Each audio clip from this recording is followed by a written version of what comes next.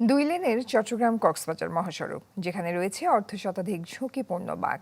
তারপরও লবণবাহী ট্রাক থেকে পানি পড়ে পিচ্ছিল হওয়া অটোরিকশা ও থ্রি হুইলারের দাপট তো আছেই। আছে বেপরোয়া গতিতে যান চলাচল, ফলে প্রতিনিয়ত ঘটছে দুর্ঘটনা, ঝরছে তাজা প্রাণ। তাই সড়কটি সম্প্রসারণের দাবি জানিয়েছেন স্থানীয়রা।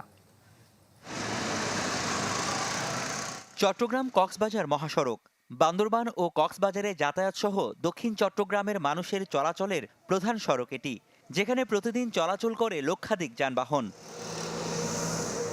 গুরুত্বপূর্ণ এই মহাসড়ক এখন যেন মৃত্যুকূপ। ঝুঁকিপূর্ণ বাঁক, ঢালু ও সংকীর্ণ সড়ক সহ নানা কারণে প্রতিনিয়ত দুর্ঘটনা ঘটছে এই মহাসড়কে।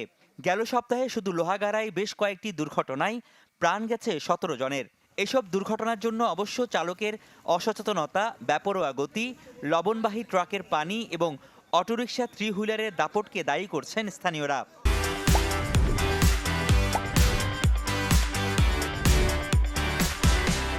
আমাদের এই রোডের স্পেসটা খুবই ছোট, এই কারণেই অ্যাক্সিডেন্টটা বারবার হচ্ছে।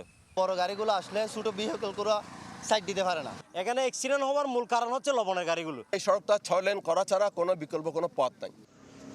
হাইওয়ে পুলিশের তথ্য মতে গেল 3 মাসে এই মহাসড়কে 54টি দুর্ঘটনা ঘটে, যার মধ্যে নিহত হয় 40 জন, আহত হয় 73।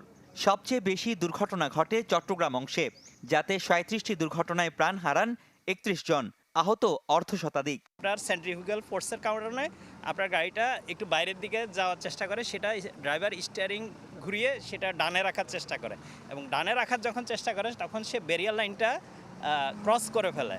কিন্তু রাস্তার প্রশস্ততার কারণে সে কম থাকার কারণে ওই পাশের গাড়ি আর সেই স্পেসটুকু কম পায়। সাম্প্রতিক কয়েকটি বড় দুর্ঘটনার পর সড়কটির ব্যাপারে নতুন করে ভাবছে সরকার। বড় করার ব্যাপারে অলরেডি জাইকার যে 6 লেন প্রকল্পের ফিজিবিলিটি স্টাডি চলতেছে, এটা আমার জানা মতে সেপ্টেম্বরে শেষ হবে।